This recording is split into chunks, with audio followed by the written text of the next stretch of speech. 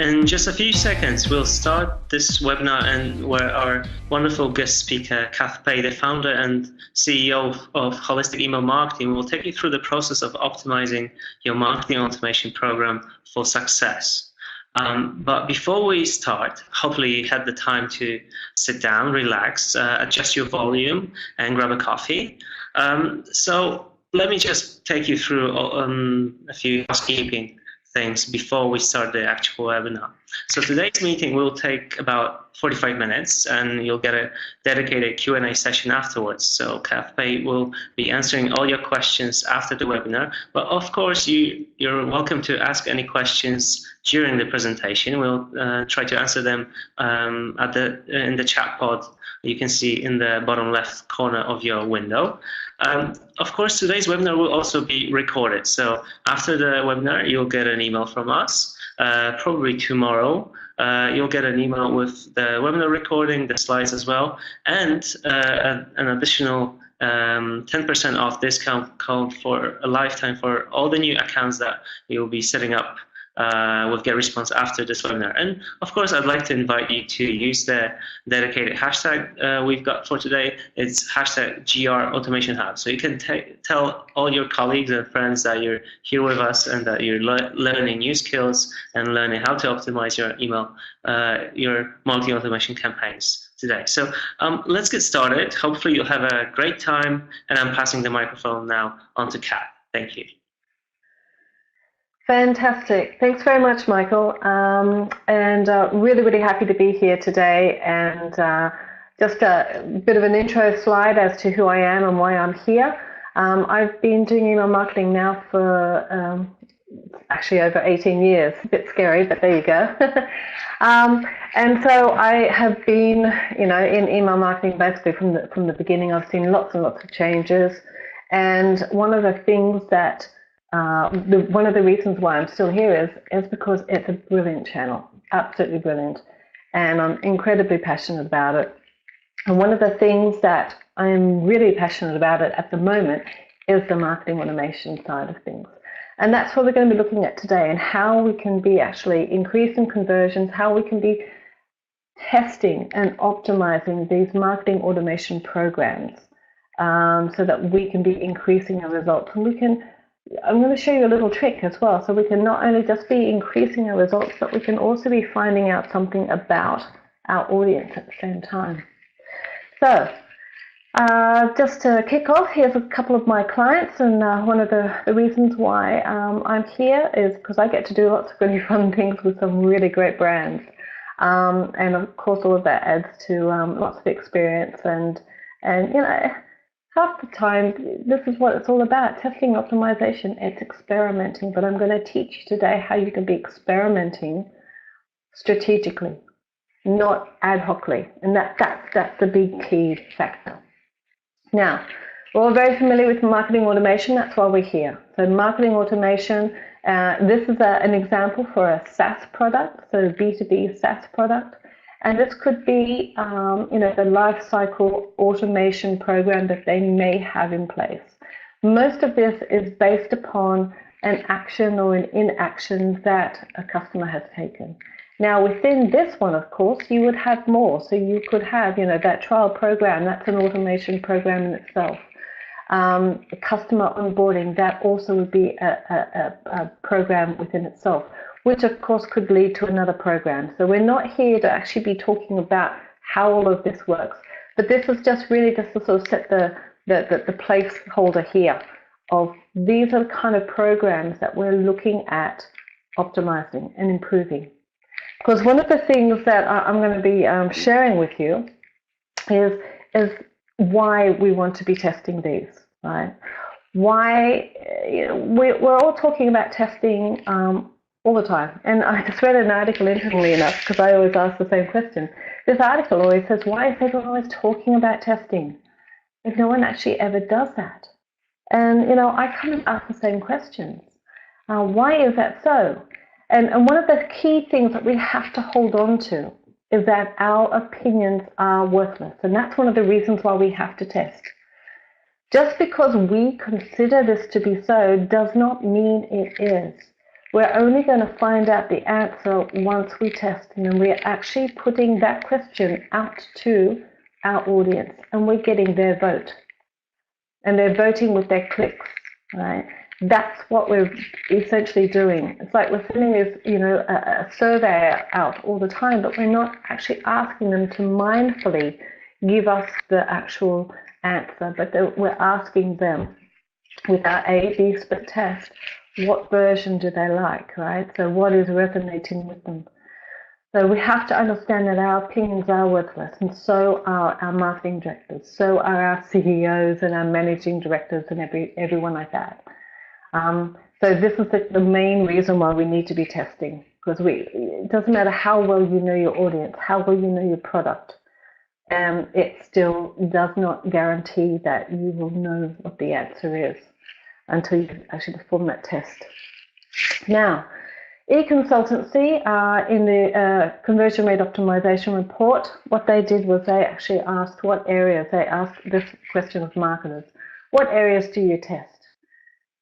And even though email is definitely by far the easiest channel to test, most of the ESPs out there, the email service providers, the marketing automation providers out there, such as GetResponse, they all provide incredibly easy to use testing tools within their systems. Even though email is the easiest channel to test, only 63% are testing it. Now, I want to qualify that, because you might go, 63%, that's totally awesome. It wasn't a specific question, as in how often or about that. So that 63% is a very good chance, in fact I know this to be true, that 63% are ad hoc, occasional, random subject line tests and nothing much more than that. All right, so if we're actually talking about testing it to get legitimate results, and we're doing a strategic test, and I'm going to explain the difference down the track, then it doesn't really happen within email as yet. Now, the next question they asked, how do you rate the following channels in terms of return of investment? This is a different study altogether. This is their email marketing census. And the interesting factor is that email delivers year on year. It'll either deliver the highest return on investment according to this survey, or the second highest return on investment. So even though email is the easiest channel to be testing, and it delivers the highest return on investment, we are still not putting the energy, the effort, the budget, the resources into testing our emails. And one of the things that we need to be understanding is that, this is another report here, the DMA National Client Email Report 2015, they actually found out that the automatically triggered campaigns based on the life cycle, which is what I just showed you that graph of, or that chart of, it counts for 12% of emails being sent out, or on customer activity, 18%. Together account for £3 of every £10 in email marketing revenue. So what we're talking about here, which is really, really interesting, is that it's these marketing automation programs that we've just looked at, we're just talking about, and what we're here to talk about today, are delivering revenue. And they're delivering revenue very easily. And do you know what? The scary thing is they're delivering this revenue without us doing much optimization. And I think this is probably our biggest problem when it comes to testing. Email delivers the results, even if we don't test. Okay? I've just got that out there. This is true. You are still going to get fantastic results, even if you don't test.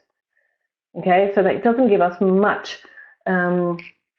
motivation for doing so. However, the thing to remember is that, even a 3% uplift can actually deliver a huge incremental improvement on revenue. So what we're wanting to do is we need to understand that, yes, the results are good, even with us not testing, but don't we want them to be better? Don't we want them to be fantastic? If we can improve the results of our campaigns, then we can get more budget. If we can get more budget, then we can get more resources. And then we can be doing more exciting things and more fun things, and we can be, pushing even further and so on. It all builds up together. So we don't want to just settle for being good and for getting good results. We really want to go out there and try and get the best results that we possibly can. And that's where testing comes in. Now, one of the reasons why we want to be testing these ongoing automated programs is because they are ongoing. They are just running in the background. They are perpetually happening, which means we've just seen, they bring in the revenue. They're incredibly important. Often we sort of have this set and forget mentality because it's taken us so much effort just to get that program happening. Oh. So what I'm going to do today is I'm going to show you how you can, when you're setting that program up, how you can be setting up the test alongside of it, and it will become part of it. It will become a habit. It will become the part of the process. And you won't even be thinking about it. You won't be questioning it. It will just become the process. We can be also finding out, therefore, not only what version and what program, what offer, what subject line, what call to action, what copy makes your customers tick, right? But we can also be finding out more about our audience. Okay, so we're going to not just find out what elements make them tick, but we're going to be discovering, we're going to be turning that into a discovery and finding out, because then we can start to use that elsewhere, which I'll show you more about that later on too. So because we're going to be setting this test up essentially as a perpetual test, that's the whole idea, that's the principle of it. What we're going to be doing is we're going to be using the aggregation of marginal gains, and how that works is that it just says here, it means taking the 1% of everything that you do, finding a 1% margin for improvement in everything that you do. And this is what the British cycling team used to win the Beijing and also the London Olympics. And so it wasn't a huge, oh my goodness, we've just changed, we've just revolutionized everything and here's a 30% uplift. It's nothing as stunning as that. It's just an incremental increase. But what we do is, because we are learning and we can actually gain those learnings and we can implement those learnings into the campaign, and in this case, the marketing automation program, then what we're doing is we're then building upon it continually so that we end up having a nice little building block. So that over a period of time, although maybe we've got a welcome program and we've just been, we've set up one test and we got a nice 3% improvement. Well, we actually took that learning and we've implemented that into the program. And now we're testing something else, we're refining it. We've got another 3%. So within a couple of months, we've got a 6% increase. And this is what we want to do, is just continually be optimizing it. We don't ever want to be letting our valuable marketing automation program sit static. Because the bottom line is that our consumers don't stop changing. So our programs can't stop changing. We have to understand that we need to be listening to our consumers as well. So, just keep that in mind. A little question here, it's something for you to think about. Who makes up your email database? I've got a quick little answer. Your target market, right? We think about it, it's our prospects, it's our first-time buyers, it's our second-time buyers, it's our loyal customers, it's our lapsing customers, and it's our lost customers. So if we're talking about that, these are all people who have either potentially, or have got the potential of actually buying from us, or actually have purchased from us at some stage. We can start to use our database to be learning about what makes them tick. And we use our database via the valuable push channel to find out what resonates with them. And then what we can end up doing is we can start to roll out those results across other channels. So I'm going to be talking a little bit more about this. But I've just packaged this up nice and quickly for you if you wanted to do any tweeting. So your database is your target market. Use email as your primary testing tool and roll out findings to other channels. This is one of the principles that we can be using. This isn't the main emphasis of what I'm talking about today. This is the bonus. And this is an incredibly valuable bonus as well. So just keep that in mind. And here's some examples. So a different wording test. We've got the first version, first name, test, track, increase your profit, start today. And version B, first name, start tracking and optimizing your business today. Now, we might just think, okay, well, that's a subject line, that's fine. That's great. We can use that for a one-off, not a problem. Why don't we, and the winner in this particular one was B, had a high open rate with a 95% confidence level. Why don't we start to sort of think, well, okay, we've actually just done a survey of our audience and we've asked, which title do you like best? We can be applying that to our PPC ads, our titles in our blogs and our product pages, our subheadings, banner ads, all the rest of it. So this is where I'm just asking you to sort of start to think and start to realize the value of actually testing within email. And how can you be not only finding out what is going to give you the immediate increased uplift, version A or version B, to give you better, better conversions and revenue for that particular program, but also how can we be passing that on to other parts of our marketing as well.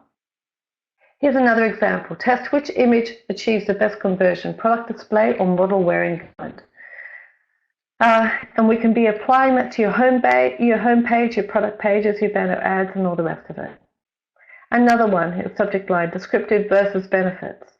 Which one's best, for your product page? You could be using this for your product page. You've got increased customer retention by 8% in a single month versus SaaS billing as a marketing asset. So one's a benefit and one's a feature as such, or a description. And in this particular case, the benefit won. So if we tested that many times, a couple of times, 3 times or so, and we keep on coming up with the benefit as the driver, that's the winning one, then we know we want to be leading. We want to be leading with benefits in our onboarding programs. Let's go and lead that with a benefit. Let's go and lead that on our website, benefits rather than the features and the descriptions and everything. So we can also ask them what call to action, 35% off, enter the sale now, versus view the exclusive collection for sale. And B, in this particular case, was the winner. You can apply that everywhere. This isn't just limited to a call to action. If we actually have a look, this is an offer that they've tested via a call to action. That 35% off, enter the sale now. Yes, that is a call to action, but it's also the offer that they've tested versus view the exclusive collection for sale. So we're talking about different motivations here, and I'm going to talk more about the motivation side of things later on. But we can be applying this everywhere. So what can we test? Okay, we've had a look at some of the reasons why we want to be testing. What can we test? And I want you to make sure that you're sitting down. And we're talking specifically here about testing for marketing automation. If I was to expand it out just to email itself, that would be even more. But if we're talking about marketing automation programs, these are some. And again, this isn't everything. I've tried not to go overboard, but here are some really key factors that you can be testing. And just because you can test them, though, doesn't mean that you should. You've got to remember, everything that you're testing, it has to be serving the purpose of helping you to increase your conversions. And all of that is going to be mapping back to your objective. So what is your objective? And this is the kind of thing that you want to be thinking about. Which of these is going to help me most directly, that I believe, to help me to achieve my objective? Okay. Now, some of this you might know until later on, until you've actually a bit more experienced in testing. But here, let's go through a couple of them. Number of the emails within the sequence, or the latency between emails in the sequence. Price points, discount in value, design, layout, tone of voice, bundles, should you be bundling up your products, from field, subject lines, personalization, number of links, landing page, long or short copy. Like I said, this is just touching on a few of them. There's a lot more. So, one of the things that some of my clients have always said, we've tested everything. And I'm like, seriously? You've tested everything? There's no end to what you can be testing. It's just whether you are testing the right factor for that particular objective and for that particular program or email. Okay, so You need to be strategic about this. You need to be thinking about it. Don't be random. Don't just jump on something and do it because you're ticking off a box. Great, I've done a test. That's the last kind of test that you'd want to be performing. You want to make sure it counts and that it matters. So what you can also be doing, as I was saying, is set up a permanent testing stream. Now, this is the beauty about it. Once you've actually set them up, because we're talking about an automated program, we're talking about actually creating those flows and everything. You've set the structure up. All you would do then is amend or replace or alter the creative in some way. So whether it's the subject line or the call to action or the copy or the imagery or whatever it is that you are testing, the offer, that's what you'll be amending. But the actual principle of the workflow will still stay the same. Now, to do that, what you want to do is basically set this up. So instead of it having a regular single stream, what you want to do is you want to be setting up the two streams. And in this particular case, they've got an incentivized stream versus an education stream. So their hypothesis here is that incentivization is going to deliver higher conversions than educating, right? So that's the path that they've gone along, and they've gone through everyone in that top row there. That there is all incentivized. That's the objective, and that's the messaging and everything. And then the bottom one is education. Now, what they might do is they might end up finding that yes, their hypothesis is correct, and they've actually said incentivized stream actually delivers the higher conversions. So that now is going to become the control. And we have now put that in. We're leaving that where it is because it's working, it's great. But we want to improve. We want to be testing something else now. So we will come up with another hypothesis then in order to be improving upon that. And it might be testing the subject lines, it might be testing the call to action, it might be testing what kind of incentive that they're using. So in order to increase the conversions. And so therefore the B stream, that lower stream there, that's the one that's going to be changed accordingly. So how to test your automated programs. So what we just looked at there, that's in a nutshell, that's how we're going to be implementing it within the actual system and how we're going to be putting that together. But there still is the whole theory on actually testing. And that's where I think a lot of people go astray, because we talk a lot about testing, but no one actually really says how you do it. And that's why we have a lot of ad hoc campaigns, ad hoc testing campaigns going out. And when you do an ad hoc campaign, and I've got a definition of what an ad hoc campaign is, but essentially it's a campaign that, a testing campaign that what we've gone and done is we've said, let's test this, and what about this, right? So we've chosen a call to action, and that call to action could be, let's buy now versus check it out, right?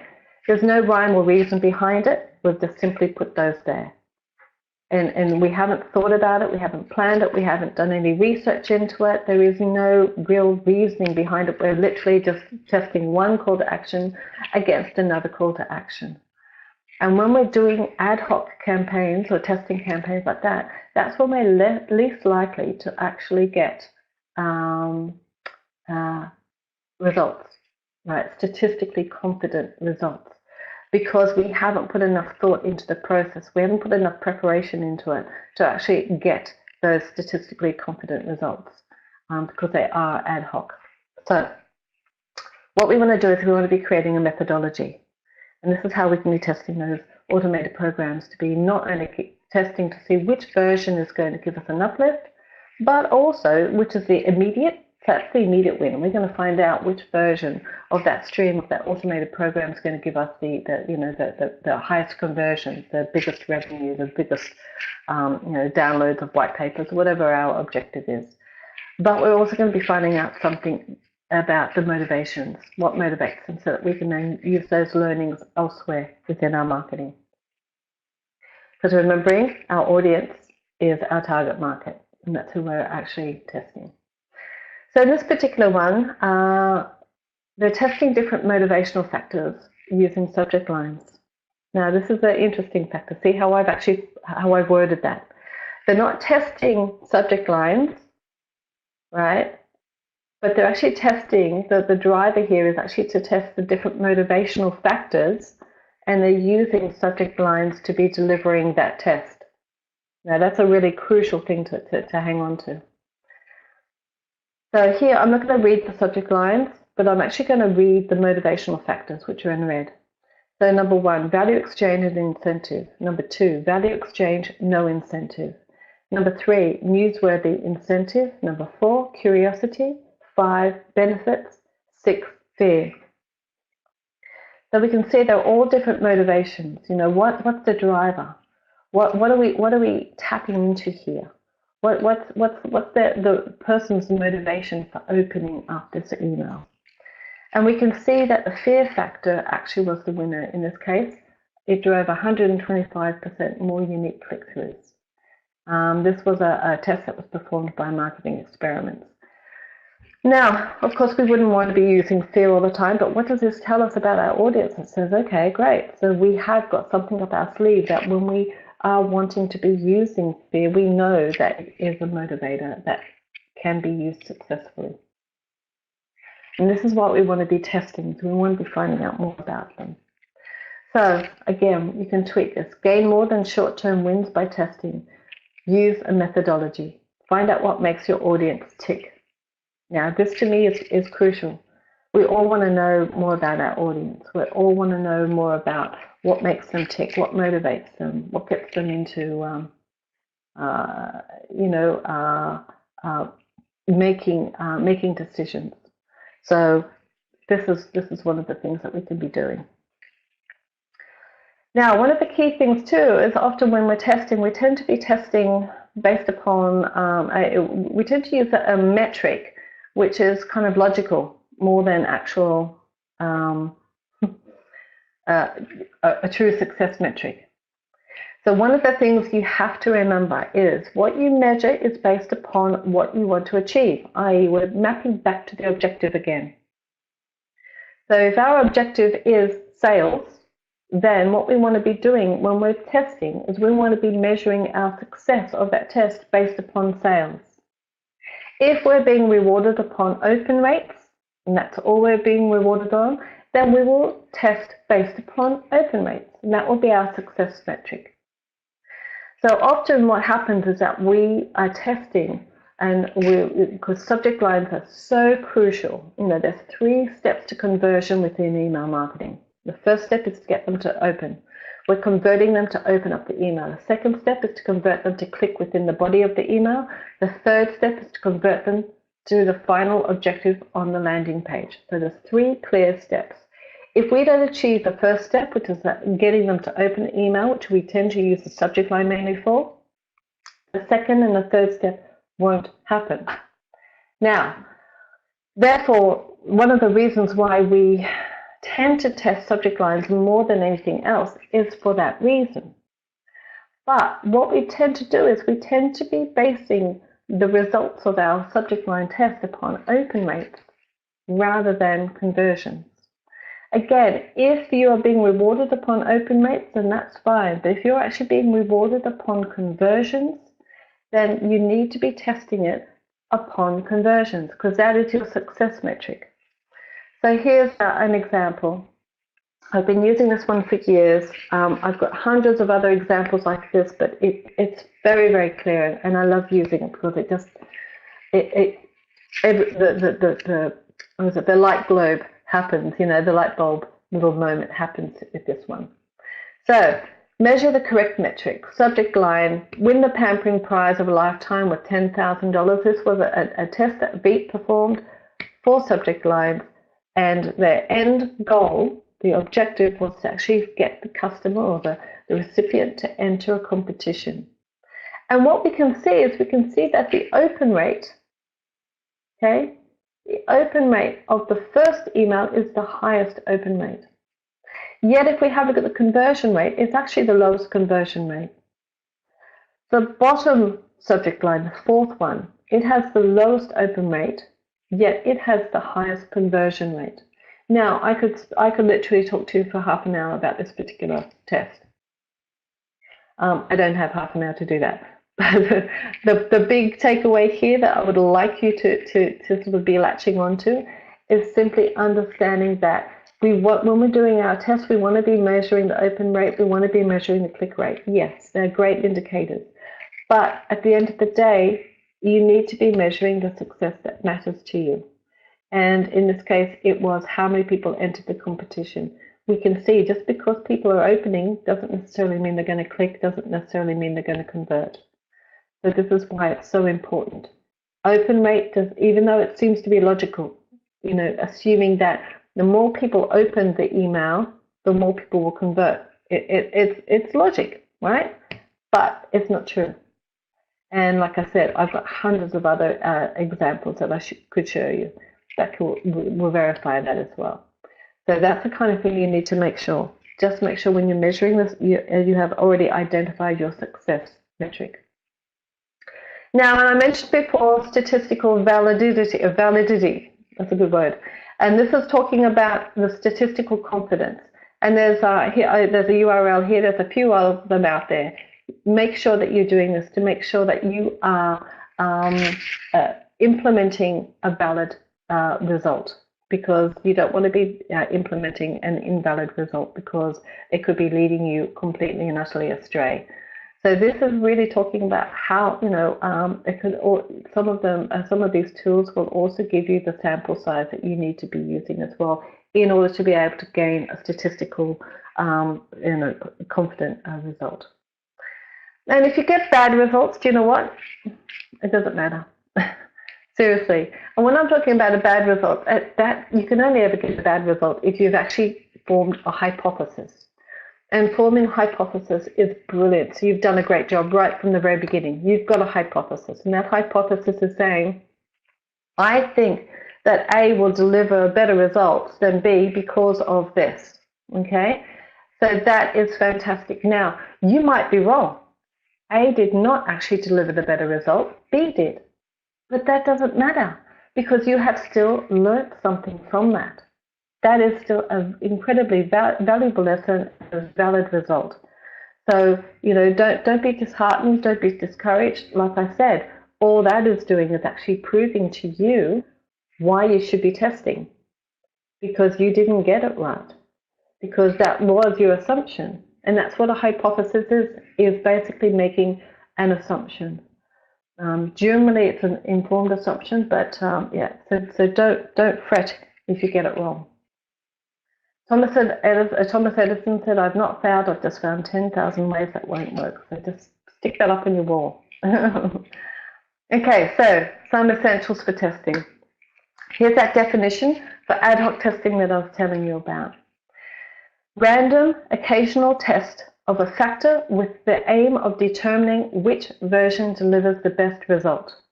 No methodology or hypothesis is used in this process. So it's literally, let's just try and test this against this, right? And that's it. That's as easy and as quick as it can be thought out. Okay, that's ad hoc testing. The majority of email testing that's out there now is ad hoc testing. Strategic testing, on the other hand, is a regularly performed test using a hypothesis and methodology with the twofold aim of not only finding out which version delivers the best result, that's a short-term win, but also aims to discover insights about the audience, and that's a longitudinal win. Okay, so we're not just finding out which one's going to give us better results here and now, but we're also discovering more about what makes our audience tick. So one of the things you need to do when you're testing is have a desire to learn about your audience, as we just discussed. And that's going to be the motivator. That's going to be one of the big drives, and that's also going to be one of the key things that you're going to be using to help you with your hypothesis. And then we need to be identifying what question are you trying to answer. And generally, it's a case of How do I get more conversions? Or maybe there's a pain. Maybe there's a challenge. Maybe it's it could be a case being brought upon, how can we get more two-time purchases? We've got a database full of one-time purchases. We need to have more customers who will be purchasing multiple times. Okay, well, that's a pain. So that's a great question to be testing and finding out how you can actually. So that's a very strategic test there. It's not just a tactical, what's going to actually give us greater conversions in the short run, but also in the long term. And the third thing we want to do is create a hypothesis. And that hypothesis needs to center around three main things. The first thing being a presumed problem. And the second is the proposed solution. And the third is the anticipated result. And I've also thrown in and reason why, so that could actually be four. Because that last one, that's crucial. And I resolve that with saying because. So whenever I write my hypothesis, I will actually say, I will write the hypothesis and then I'll say because. And that because is the learning that we're going to be gaining from that particular test. So, a hypothesis can be proved or disproved.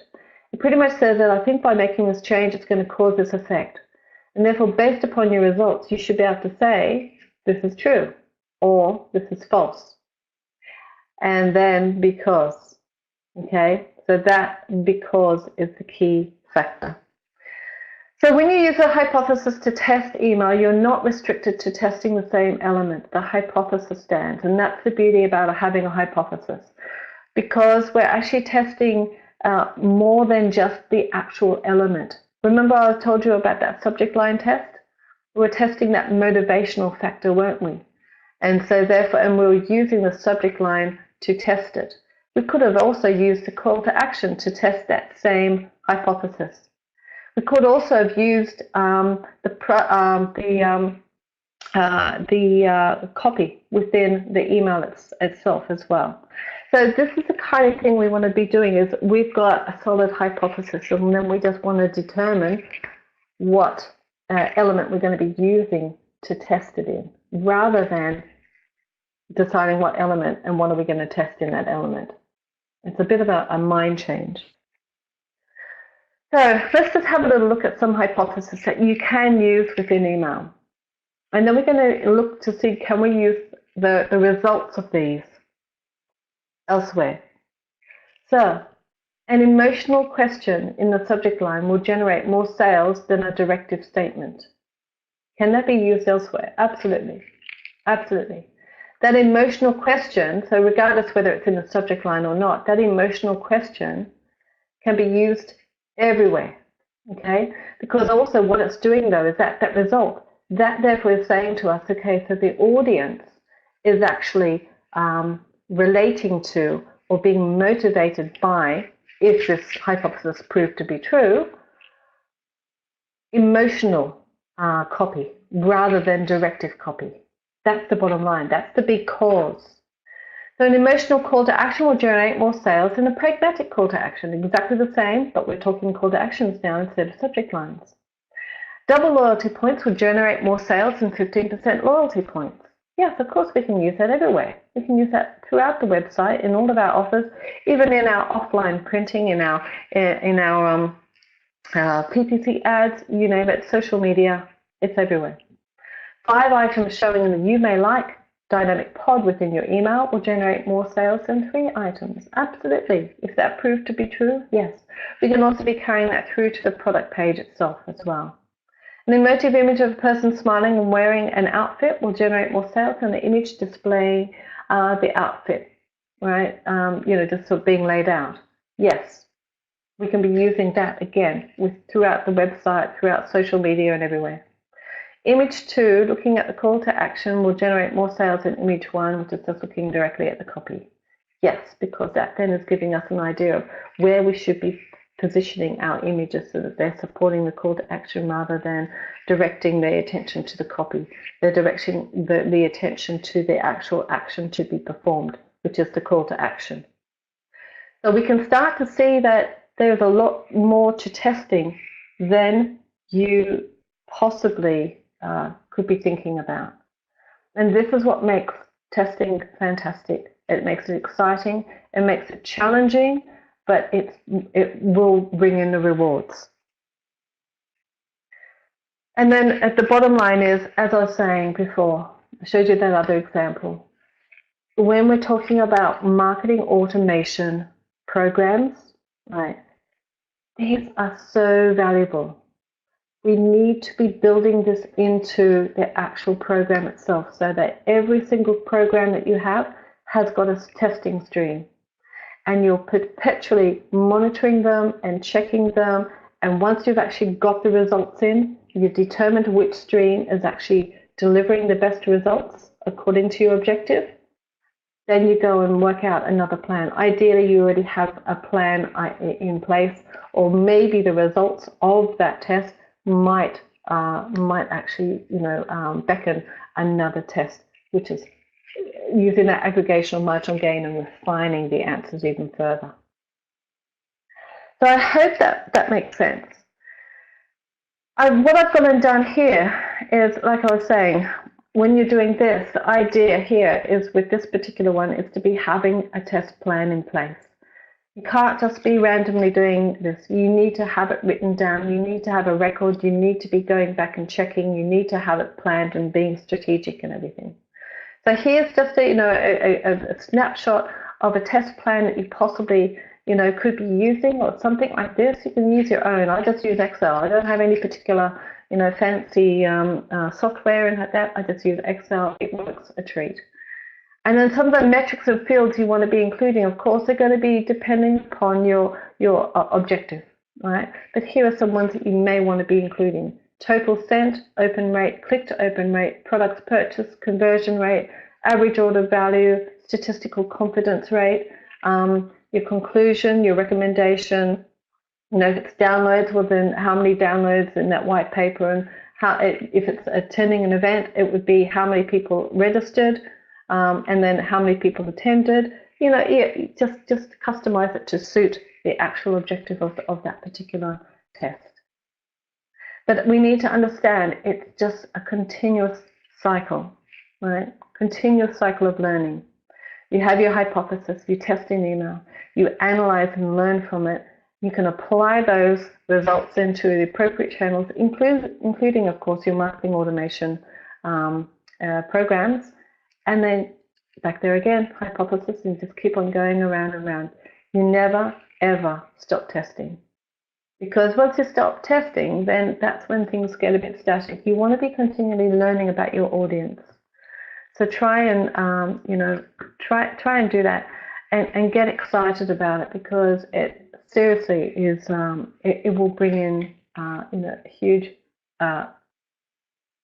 increases. Not necessarily, like I said, that you've performed one test and there's a 30% uplift. That would be unbelievably wonderful. And I don't want to set your expectations that it will be like that. But if you can get a statistical confidence, improvement of even just an increase of a couple of percentage, it's worth it. And then, like I said, use those building blocks and keep improving on it. So some rules, as I was saying before, don't test for the sake of testing. Don't do it just so you can tick off a box and say, yep, I've done that, right? Start to care about it and be passionate about it, because that's going to make the big difference as to whether the test is a success or not. Try not to just focus on those one-off results, those immediate wins, but focus on the longitudinal gains also that you can be rolling out elsewhere. And then, of course, be sure to measure the correct metric. Now, that's it for the actual webinar itself, and I am perfectly on time. I'm actually quite impressed. So we are now at answering some questions. So fantastic. Thanks for that, Michael. Now, I've got a couple of questions here in front of me. So what I'm going to do is answer a couple of them. So Chris says, I tried to test, but my list was too small, which makes it harder to grow the list, doesn't it? Which is ironic. It is, but you know what? It doesn't mean that you can't test. It, like you said, it you can test. It's not, you're not going to be comparing absolutely apples with apples, but you can still be testing. And this is where what I was saying, if you can start to be testing the motivations rather than just the A and B, because the A and B, that's really where you're testing the apples with apples. But the motivations, you can be testing as well. So you might want to do the newsletter if you've got a small list or something. Depending on how small the list is, if it's really small, you might want to be testing one factor one time, another factor another time. If it's a bit bigger, then you can split it in half. You can go 50-50, right? And then once they get to a bigger size, then you can be doing 10%, and then 10% version A, 10% version B, and then you can roll out the results to the remaining 80%. But so this is the kind of thing when you always have that, when you have a statistical calculator at hand, because that's going to give you the idea of whether you can be, what sample size you can be using, and whether the results are actually significantly statistical or not. Yeah, or the other way around, statistically significant. Okay. Janice says, how much of an investment to receive the automation program using emails? I'm not 100% sure of exactly what question you're asking. I don't know if you're just asking about the automation program itself, how much of an investment it is to actually create one, or whether it's testing, but I'm thinking it's the first one. Yes, setting up a marketing automation program, it is an investment. Absolutely, it's an investment, not just of money, but also of time. But it's well worth it. As you can see, you can go and do any sort of search on, on the revenue and everything that could be achieved from your marketing automation program. Contact Get Response. They've got some fantastic statistics, and I'll be more than happy to help you, understand the value of having an automated program working behind the scenes, converting people all the time. So it is an investment, but that's it. It's an investment. It's not an expense. It's not a cost. It's an investment. An investment, we know that an investment pays back, and that's how we need to be looking at it. And really, the hard bit is actually logistically making it happen.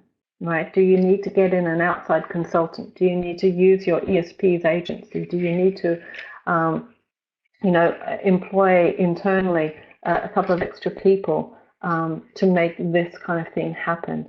That's the kind of thing that you need to be looking at. But yes, you've got the right approach, looking at it that it is an investment. And it's not necessarily, it depends on the system that you use. Get Response is a very, very reasonable investment. So, yes. So Ronald, okay, he's just gone and asked, how easy or difficult is it to set up, marketing automation? I have just written a blog on this, actually. And one of my main factors with or concerns with setting up marketing automation campaigns is often we tend to focus so much on the technical aspect of it that we actually forget about the whole purpose of the program itself. And therefore we lead with the technology and what the features that you can do with the technology rather than leading with the strategy. And this is what we need to do, is make sure that this is where the difficulty comes into it. It isn't necessarily in setting it up, like I said. ESPs like Get Response have made it so that it's easy to set these programs up. Really, really easy. But the hard bit is to actually identify the message, identify what it is that you're wanting to be achieving with this, and making sure that you're going to be delivering it within it. The difficulty is, instead of creating one email, you have to create maybe 6 emails, right? And they all have to make sense, and they all have to be working towards building upon and working towards one specific major objective. Now, when I say it's difficult, it's not difficult as in you can't do it.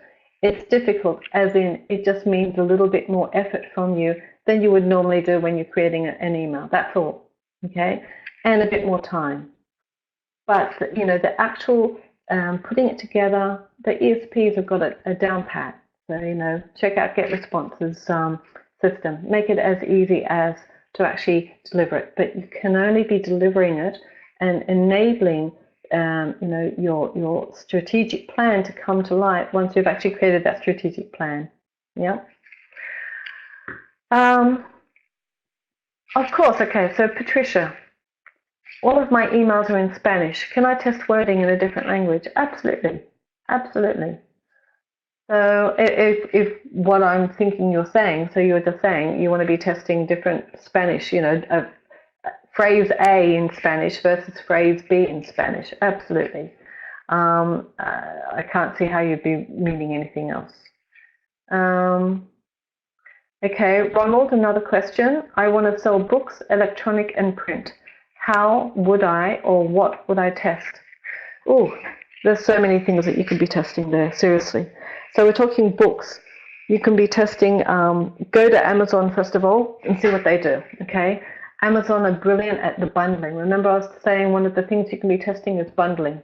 So you can be testing the bundling as well. So not only they're interested in that, but other people who are also interested in that or bought that book also bought these books as well. So they're the recommendations. You can be testing that. You can be testing the personalization. Or maybe you just want to be testing buy 3 books for 2, right? So that's also bundling. You can be testing the subject lines, all the regular things, just the call to actions, the phrases, the wording, the imagery. Should you just be having a picture of a photo of the book and what it looks like, or should you have someone sitting there reading the book with the title being visible that we can actually see that they're reading that specific book, right? All of these are things that you can be just go crazy and think about what you can do. The next step then is to look at them and go, okay, what is going to help me to increase my conversions? What do I want to find out about my audience? So again, if we go back to that imagery one, if we actually did a test and we said, here's a photo of a book, right? And we can see the title, and versus here's a photo of a person sitting in a nice comfy lounge reading that book. And by the way, that person there would be also have their line of sight would be looking at the call to action as well. So what we would do is we would be testing one image versus the other image. And if we found out that it was the person sitting there reading the book, for example, well, then we could be having that also definitely on the landing page, on your product page, all the rest of it. So that's the kind of thing we want to make sure that we're not just using these results, coming up with the results and finding out, okay, so that gives us an idea of what we need to be using within an email, but we can also then start to use that elsewhere as well.